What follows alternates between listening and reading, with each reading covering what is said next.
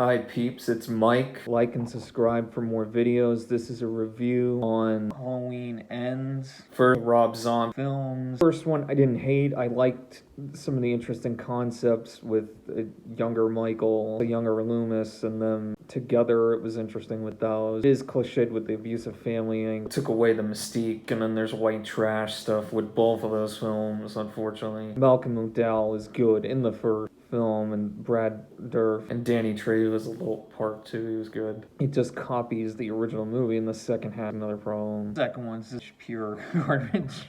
Viking with the beard, and he talks. He's this white horse. What kind of drugs was he on?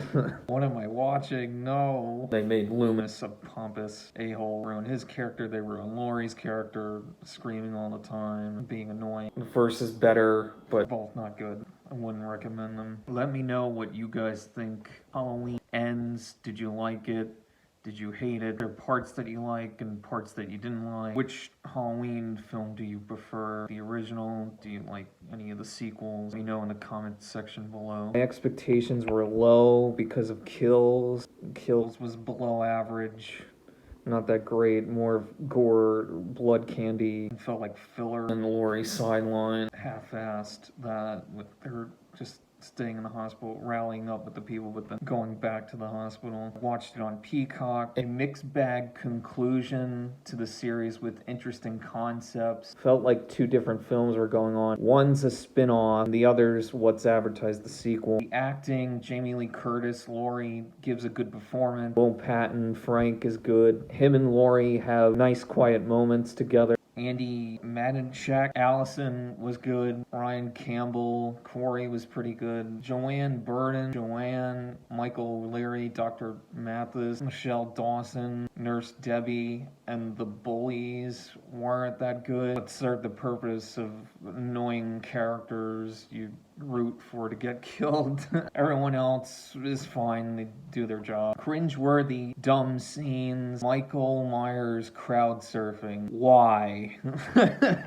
The town having this sort of Michael parade with crappy slow-mo. Unfortunately, Lindsay Cal Richards was sidelined, given nothing to do. The film introduces a new main character, wasn't established, felt kind of forced, though interwoven well. The cinematography, a shot of a silhouette of Cory looking outside for Jeremy, who we lost. A shot of Cory riding his bike under the bridge, and a silhouette of Cory looking back inside the sewer tunnel. Wide shots throughout, very cinematic. Interesting things to know. There was just delays because of COVID and rewrite. 2 Easter eggs in one. The beginning when he's babysitting Cory, Jeremy watching John Carpenter's Thing, nod to John Carpenter directing the original.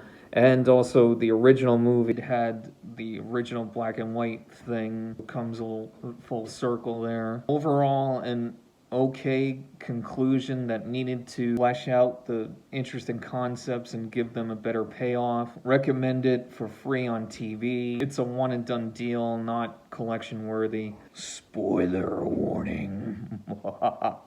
They introduced this new main character, Cory, parallel to Michael in ways, and then descends further and becomes like Michael Myers. Unfortunately, there's no payoff to it.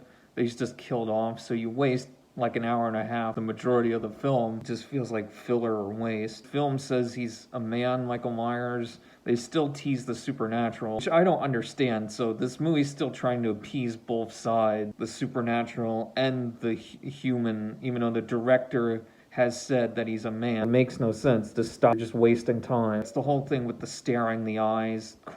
Michael takes in to the sewer. Cory's about to leave, but then he grabs him by the throat. Both lock eyes and then have a big wet kiss. No.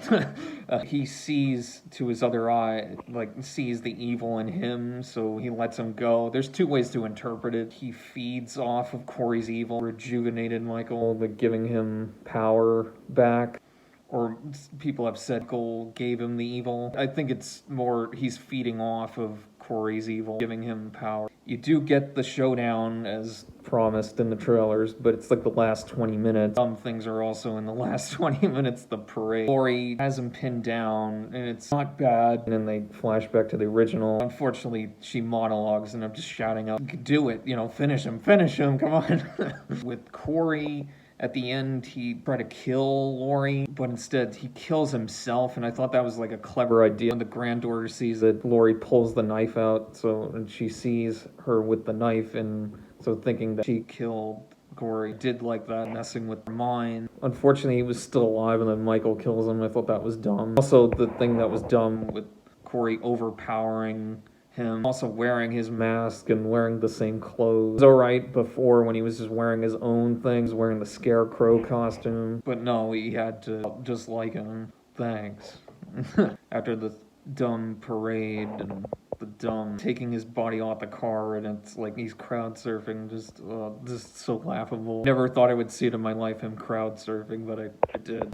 They put him in this kind of grinder thing, pretty much hamburger meat, and made into manager special. Dead for good, but it's not, because the studio and the producer want to make more film. When I was describing this to my brother, it felt like a spin-off. He said it felt like fan fiction, the Cory stuff. And even them working together at a moment. Some people find that kind of odd, but okay. I do prefer this one over Kill. More character focus, but unfortunately it doesn't do anything. And there's another thing too with the town being torn apart. It's there, but they don't really go into it in the beginning, like they establish. Another weird thing they mention with the mother of Cory doing this like weird kiss thing to him, implying that they did the nasty or something. It's really disgusting. It's like kissing him like inappropriately. It's like, what the bullies were the typical bullies.